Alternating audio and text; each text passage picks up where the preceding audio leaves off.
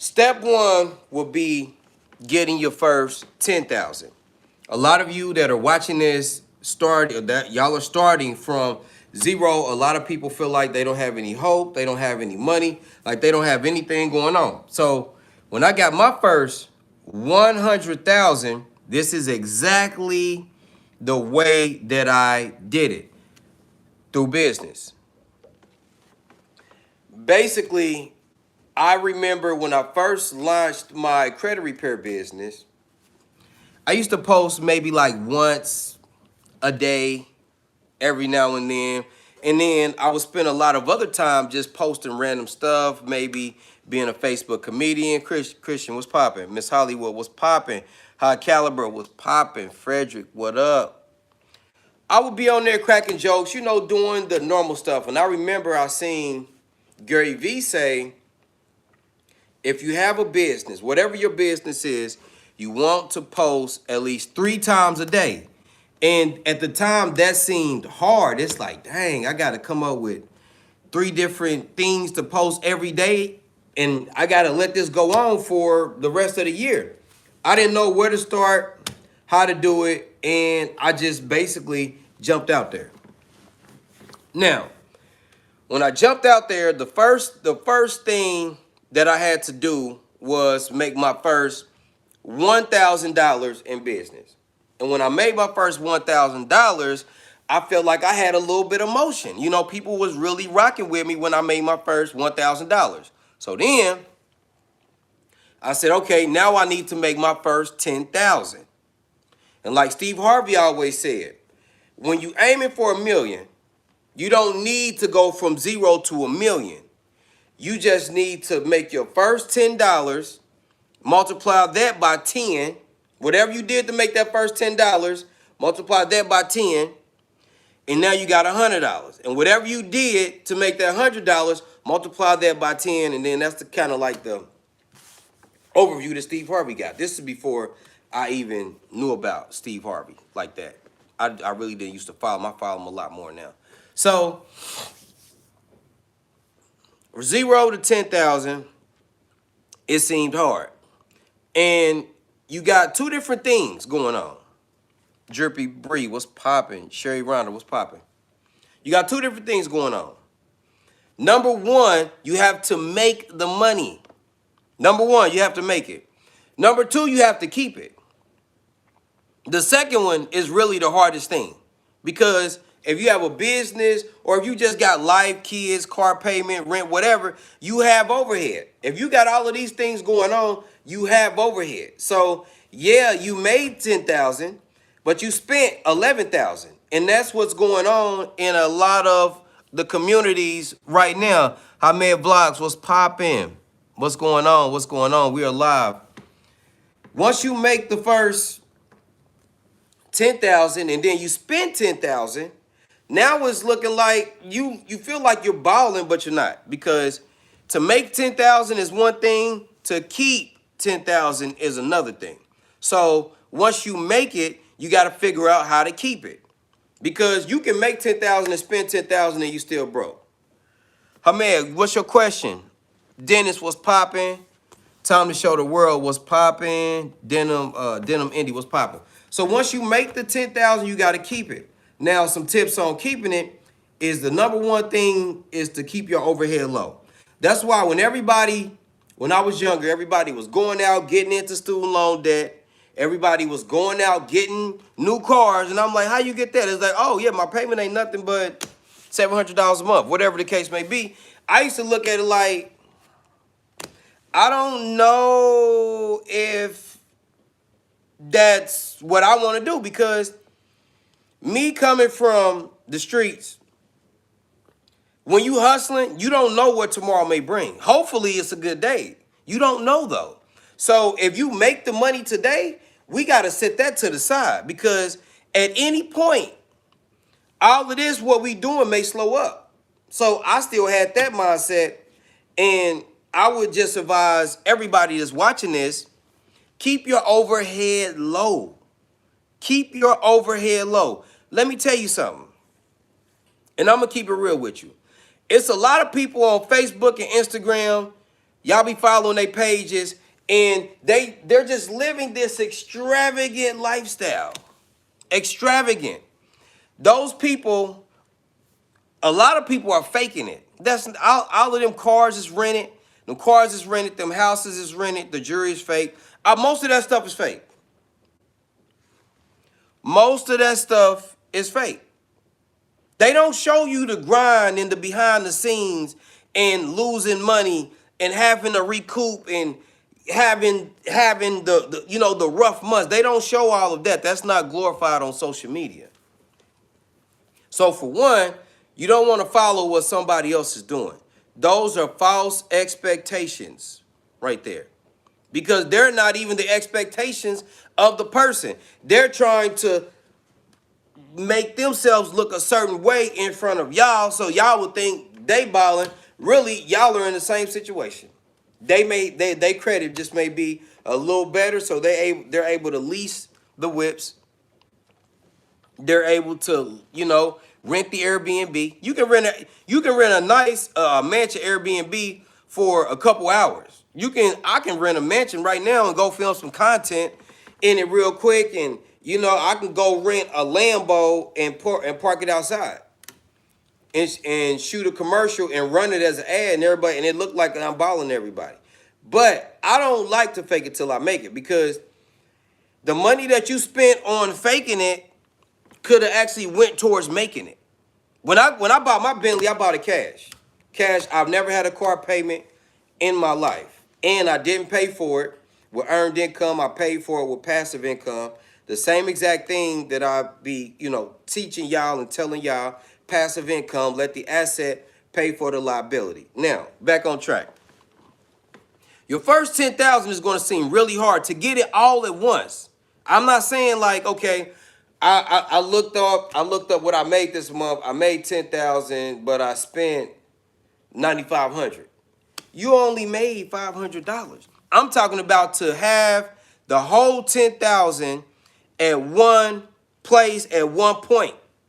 Because that's why a lot of people say 100,000 isn't a lot of money. Because if it's earned income, it's not. If you're in New York or California, 100,000, boom, is cut down to 50 immediately. Taxes. If I was in California or New York, I would move. That's just me. I would move to like Florida, Tennessee, Wyoming. You can even go a state over, go to Nevada where there's no income tax. Go to Nevada. Angela, what's popping? Erica, what's going on? Dennis Jones, what's popping, family? So look, 100,000 really isn't no money. This is why a lot of people say 100,000 isn't a lot of money. Because if you make 100,000 earned income, that's majority of the people are making it earned income. They gonna take half of it. Boom, half of it to taxes. If you're in New York and California, if you're in somewhere else outside of Florida, Tennessee, Wyoming,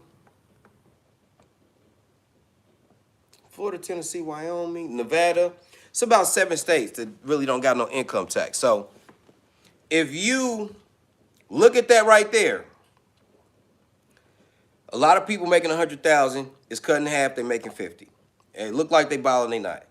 And then now you're making 50,000, and then you got to look at the cost of California, the cost of living in California and New York. You got to look at the cost of living of California and New York. Done deal. You'll have a shoestring holding your pants up. You're gonna end up broke. So that's why people say that 100,000 isn't a lot of money.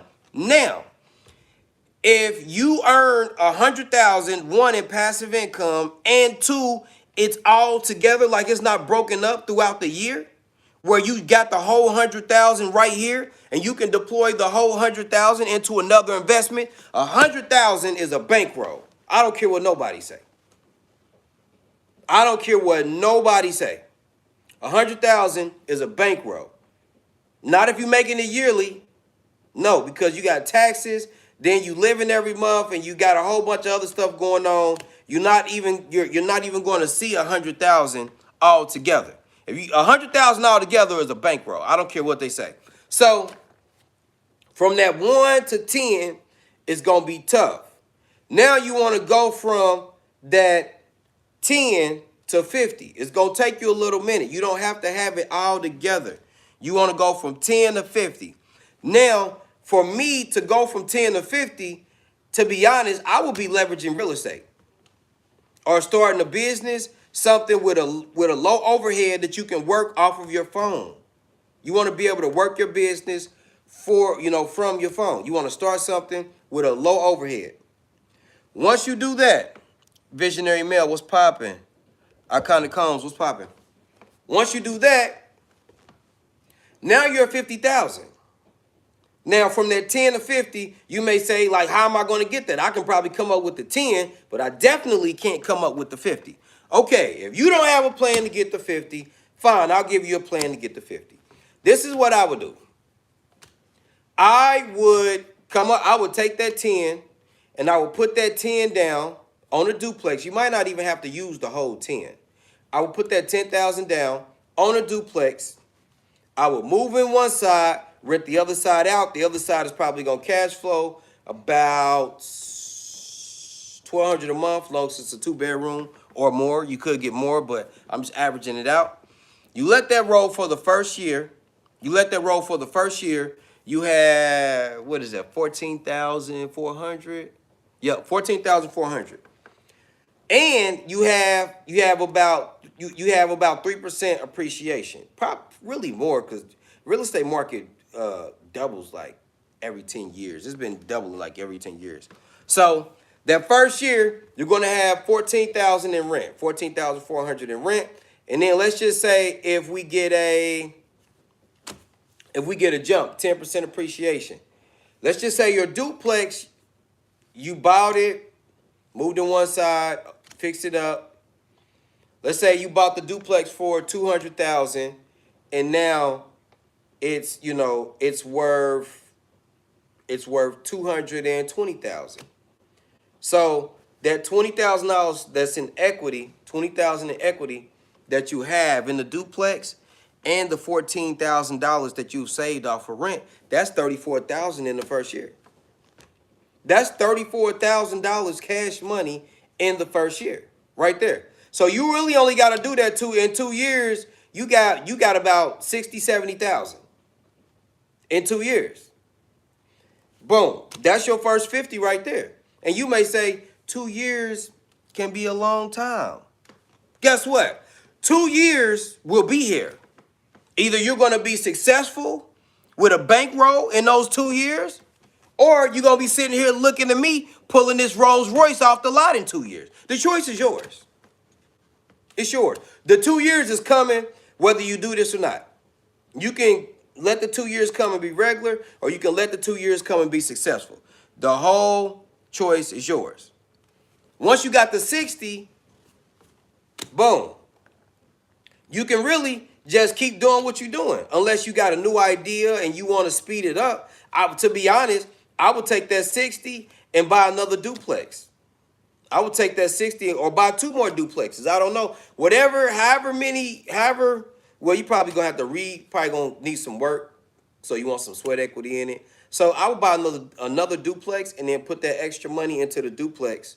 You know what I'm saying? So now you got income. You got the income from your job. You got the income from one duplex plus the appreciation from one duplex. Now you got the income from duplex number 2 and the appreciation of duplex number 2. And year 3, you're there. You're there. Year 3. Shasta, what's popping?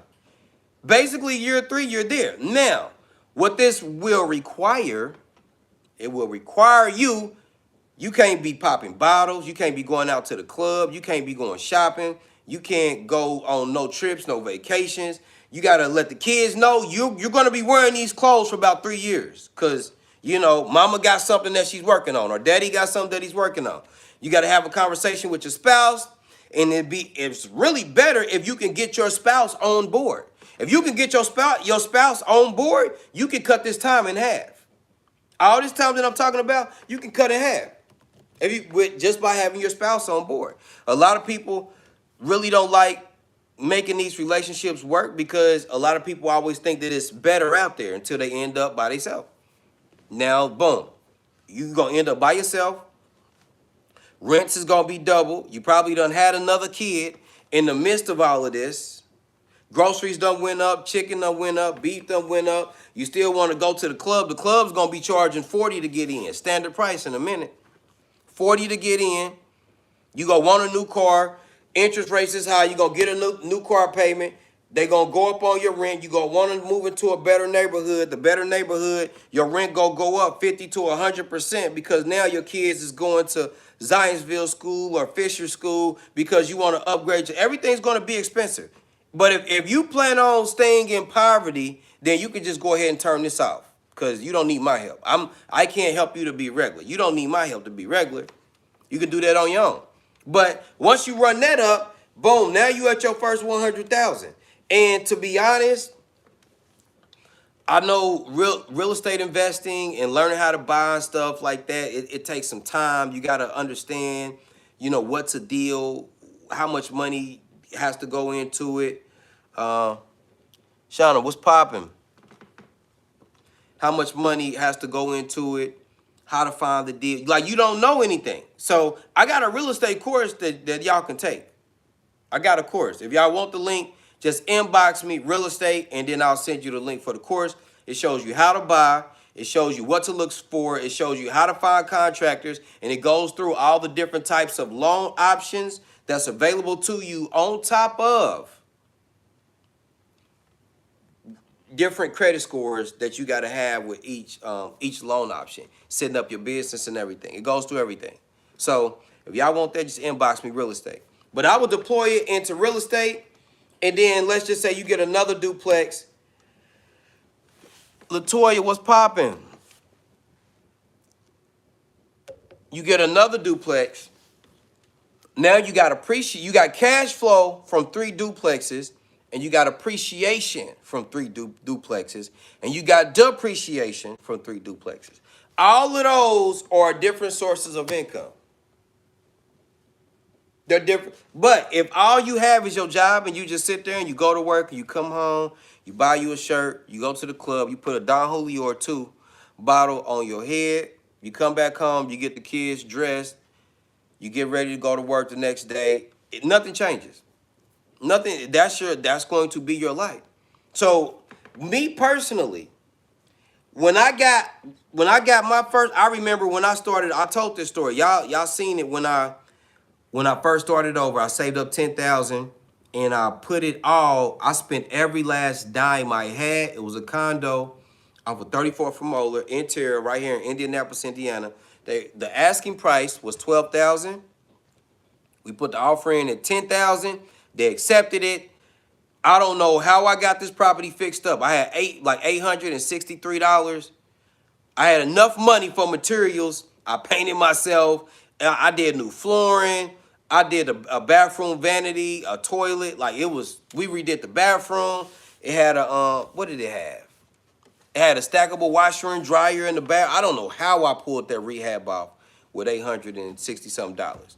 I remember I had a female that was in there that I was talking to at the time. She was helping me paint. I got it done, though. I got it done. Then I sectionated that for $600 a month to one of my friends. He stayed there 4 years, and I was getting like roughly, what was I getting, $7,200 a year. I kept it for 4 years. That's basically $28,800.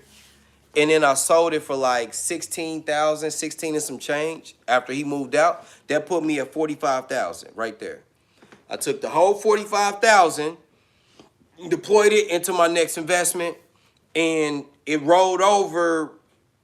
I just kept the money rolling over. So with the money rolling over and the appreciation of the real estate that I bought, I ended up with $100,000. So this is really how I got my first $100,000 in business. Like in business where I seen it all together. Not like making it per year.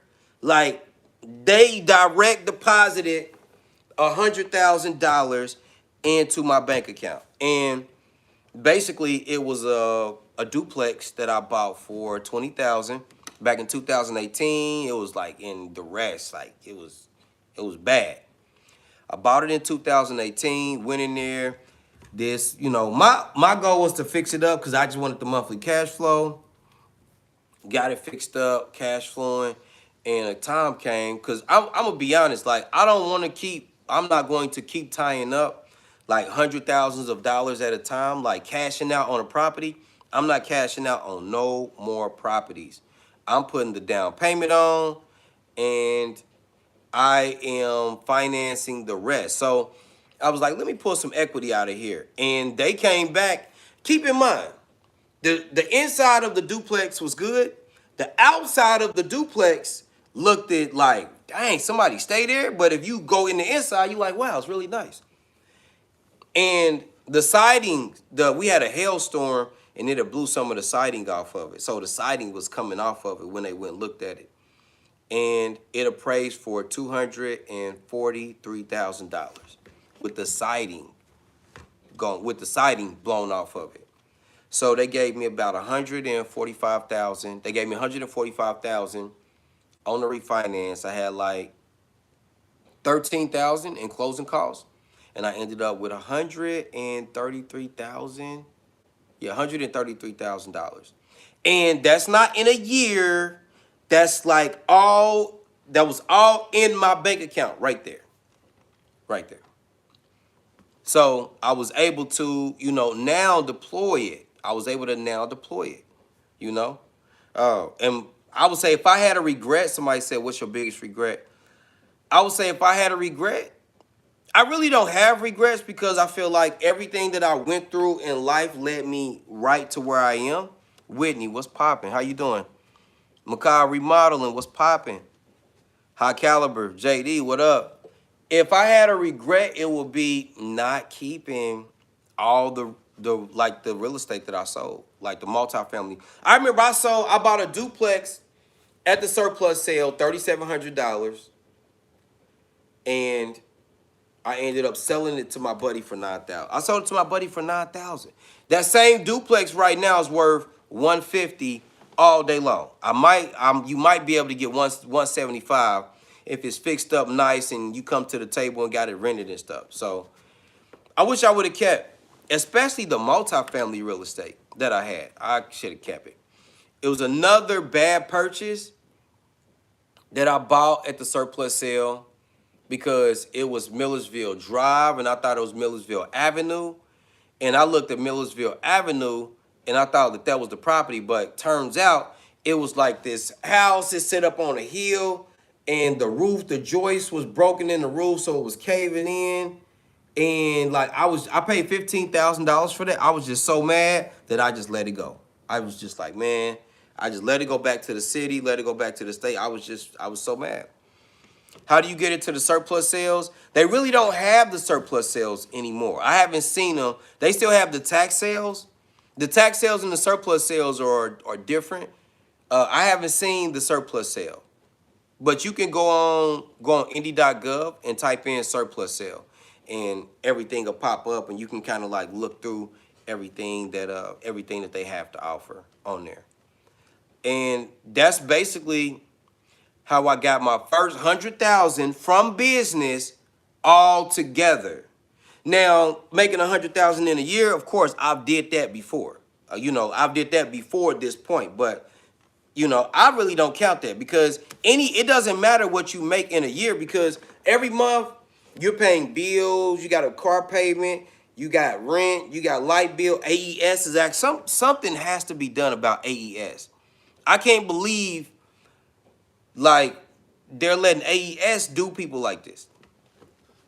And all these politicians that be asking for our vote, where are they when we need them? I ain't seen nothing about a politician. I ain't seen no politician do nothing at all.